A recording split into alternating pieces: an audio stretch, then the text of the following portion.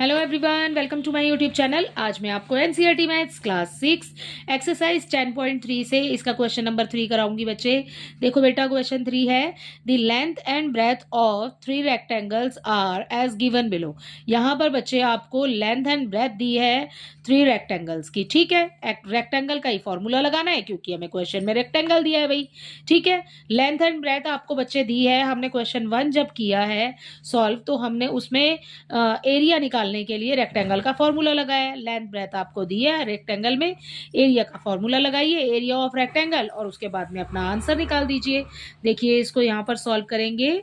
इसके first part में आपको दिया है बेटा 9 metre and 6 centimetre, sorry 6 metre. ठीक है, दोनों ही जो आपको डिजिट्स दिए हैं वो मीटर में दिए हैं। ठीक है, आपको क्या फाइंड करना है? आपको फाइंड करना है area of rectangle, area of. अगला आगे भी है बेटा ये question, which one has the largest area and which one has the smallest. इस क्वेश्चन में बच्चे आपसे ये भी पूछा है कि किसका एरिया लार्जेस्ट है, इनमें से तीनों का निकालने के बाद आप बताएंगे इसको। ठीक है, and which one has the smallest, और किसका एरिया जो है वो स्मॉलेस्ट है। ठीक है, सो यहाँ पर एरिया ऑफ रेक्टेंगल का फॉर्मूला लगाएंगे। एरिया ऑफ रेक्टेंगल लिखा सबसे पहले, उसके बाद में अपना फॉर्मूला लगा दिया L इंटू बी। ठीक है, लेंथ इंटू ब्रेथ। आपको क्वेश्चन में बोला है बेटा लेंथ एंड ब्रेथ, तो आगे वाला जो है वो लेंथ है आपका, पीछे वाला ब्रेथ है।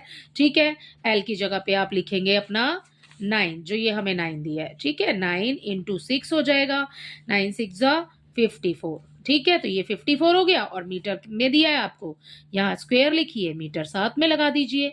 एरिया निकालेंगे भाई तो हमें स्क्वायर लिखना ही लिखना है। ठीक है ना, उसके बाद में अपना सेकंड पार्ट देखिए। यहाँ पर इसके बी पार्ट में आपको बेटा दिया है 17 मीटर एंड 3 मीटर। ठीक है, ये आपको दिया है बच्चे। ओके, एरिया ऑफ रेक्टेंगल निकालना है, एरिया ऑफ रेक्टेंगल। ठीक है, एरिया ऑफ रेक्टेंगल लिखा is equal to L into B किया। ओके, अब क्या करेंगे, 17 मल्टीप्लाई हो जाएगी उसकी 3 से। ठीक है, इसकी मल्टीप्लाई 17 की 3 से करेंगे। अगर 17 का टेबल नहीं आता है तो डोंट वरी, ये जो 3 है इसका टेबल पढ़ लेते हैं भाई हम। 3 का टेबल 7 टाइम काउंट करेंगे, 21 आ गया, तो ये हो गया 1। यहाँ पर हमारे पास कैरी है, हमारे पास 2 है।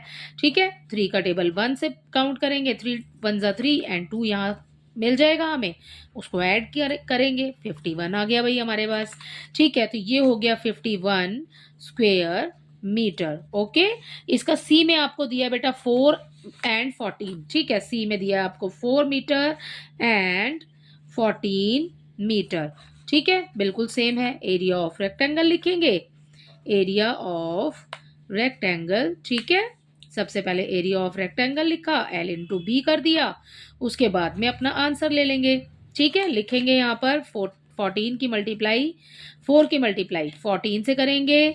ठीक है, वही है सेम कि आपको टेबल नहीं आता है, आप 4 का टेबल 4 टाइम काउंट करो, 4 4 जा 16। ठीक है, हासिल है हमारे पास 1 है भाई, 4 1 जा 4, 4 में 1 प्लस करेंगे, ये हो गया 5, तो आंसर आ गया 56 स्क्वेयर मीटर। ठीक है, अब आते हैं अपने क्वेश्चन पे, जो आपको नीचे लाइन दिया है, which one has the largest area. आपको बताना है कि किसका एरिया लार्जेस्ट है and which one has the smallest. तो सबसे पहले लार्जेस्ट वाले को लिख लेते हैं। विच जो लिखा है ना बच्चों, आपको विच जो दिया हुआ है उसको हटा करके बाकी जो आपका नंबर लार्जेस्ट दिख रहा है ना आपको इस क्वेश्चन में, वो लिखना है बस आपने। ठीक है, तो यहाँ पर आंसर देख लेते हैं तीनों के।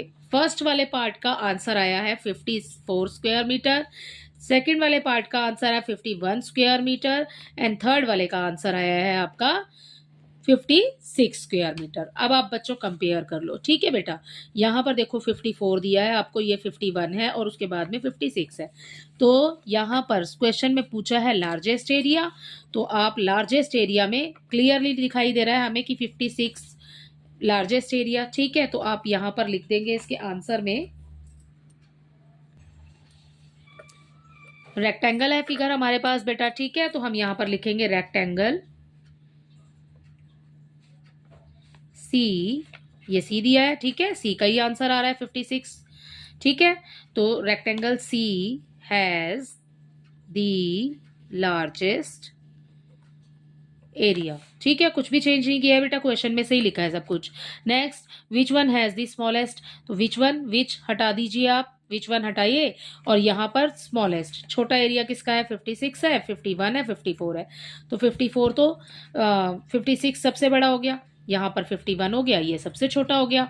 ओके, सो यहाँ पर हम लिखेंगे rectangle B has the smallest area. Okay, तो इसी के साथ आपका क्वेश्चन नंबर 3 कंप्लीट होता है बेटा। क्वेश्चन नंबर 4 देखिए, the area of a rectangular garden 50 metre long. Area दिया है यहाँ पर आपको, उसकी लेंथ दी है 50 मीटर, ठीक है, और आपको यहाँ पर एरिया पूरा दे दिया है बेटा 300 square metre. Find the width of the garden, आपको उसकी चौड़ाई बतानी है, ठीक है, लंबाई तो आपको दी हुई है। यहाँ पर देखो इसको कैसे सॉल्व करेंगे अपने सॉल्यूशन में। बेटा ये क्वेश्चन 1 नहीं है, ये क्वेश्चन थर्ड था हमारे पास, ठीक है, तो 3 लगाएंगे यहाँ पे। ओके, यहाँ पर इसके सॉल्यूशन 4th में देखिए, यहाँ पर आपको बच्चे क्वेश्चन तो समझ आ गया है बेटा, ठीक है, आपको लेंथ दी है जो वो है 50, ठीक है, एंड नेक्स्ट आपको यहाँ पर आंसर दे दिया है, एरिया बता दिया है, आपको चौड़ाई बतानी है, विड्थ बतानी है, ठीक है। तो देखिए कैसे लिखेंगे, यहाँ पर हम लिखेंगे लेंथ ऑफ रेक्टेंगुलर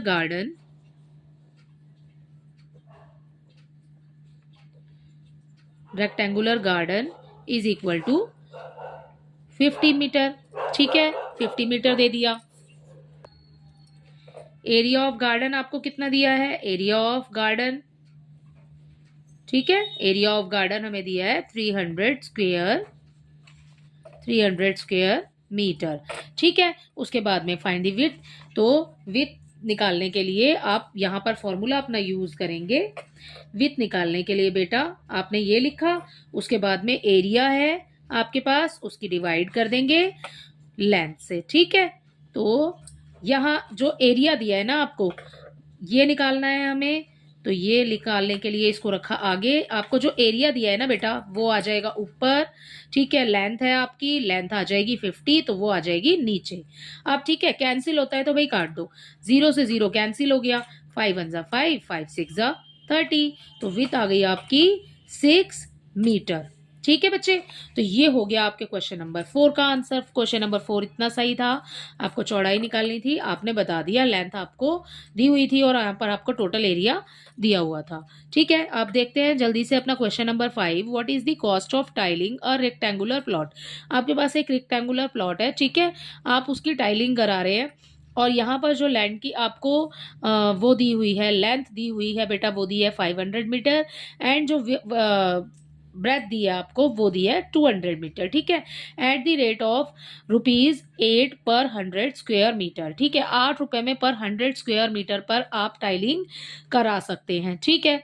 तो देखिए यहाँ पर आपको लेंथ और ब्रेथ दोनों ही दिया है बच्चे, तो बेटा आपको सबसे पहले इस क्वेश्चन को करने के लिए सबसे पहले एरिया फाइंड करना होगा, क्योंकि यहाँ पर 100 स्क्वायर मीटर है, ठीक है। तो पहले हम एरिया फाइंड कर लेते हैं इस क्वेश्चन को करने के लिए। देखिए कैसे करेंगे, यहाँ पर अपने सॉल्यूशन में आंसर है आपका बेटा, ये 5th क्वेश्चन है, तो 5th में लिखेंगे यहाँ पर अपने आंसर के अंदर। सबसे पहले तो हम लेंथ लिख लेते हैं, ठीक है, हमें लेंथ क्या दी है, सो बेटा आपको यहाँ पर लेंथ दी है, length of the rectangular plot, ठीक है, आप क्वेश्चन में सही लिख रही हूँ, लेंथ ऑफ प्लॉट, चलिए प्लॉट लिख लेते हैं, लेंथ ऑफ प्लॉट 500 मीटर, ठीक है, एंड ब्रेथ दिया आपको, यहाँ पर ब्रेथ लिख लेंगे हम, breadth of plot equal 200 metre, ठीक है। सबसे पहले प्लॉट का एरिया निकालना है हमें, तो एरिया ऑफ प्लॉट हो जाएगा, area of plot is equal to L/B है, यही फॉर्मूला होता है, ठीक है। एरिया ऑफ प्लॉट निकाल रहे हैं, आगे इसी को लिख लेंगे, ओके। यहाँ पर 500 दिया है आपको, ये हो गई हमारी लेंथ, इनटू ब्रेथ है हमारी 200, ठीक है, दोनों की कर दीजिए बेटा मल्टीप्लाई। कैसे, बिल्कुल ही ईजी है, 0 गिन लो पहले, 1 2 3 4, तो 4 0 पहले ही लगा दो, ठीक है, 5 की मल्टीप्लाई 2 से कर देंगे तो ये 10 हो जाएगा, ठीक है ना। अब ये हो गया आपके पास 1 लाख, ठीक है, आप कोमा पुट करना चाहें तो कर लेंगे, ठीक है। को में कैसे पुट करेंगे 1 2 3, ठीक है, उसके बाद 1 2 और फिर 1 2 1 2 ऐसे ही करके, ये हमारा इंडियन सिस्टम के अकॉर्डिंग को में पुट करने का तरीका है, ठीक है। तो ये हो गया 1 लाख, यहाँ पर 1 लाख हमारा आ गया एरिया। अब हमें पर 100 स्क्वायर मीटर पर 8 रुपए खर्च करने हैं भाई, ठीक है। तो देखिए अब इसको आगे कैसे लिखेंगे, एरिया ऑफ प्लॉट आ गया हमारा। नाउ रेट लिखेंगे बेटा, rate of tiling the plot, ठीक है, rate of tiling the plot कितना दिया है, बिल्कुल क्वेश्चन में से ही लिख रहे हैं। Rate of tiling the plot 8 rupees 8 पर 100 स्क्वेयर मीटर, यही दिया है भैया हमें क्वेश्चन में, ठीक है। अब अपने आंसर की लाइन लिख देंगे हमें, क्योंकि हमें पैसे निकालने हैं कि कॉस्ट कितनी पड़ेगी। तो हम यहां पर लिख देंगे कॉस्ट ऑफ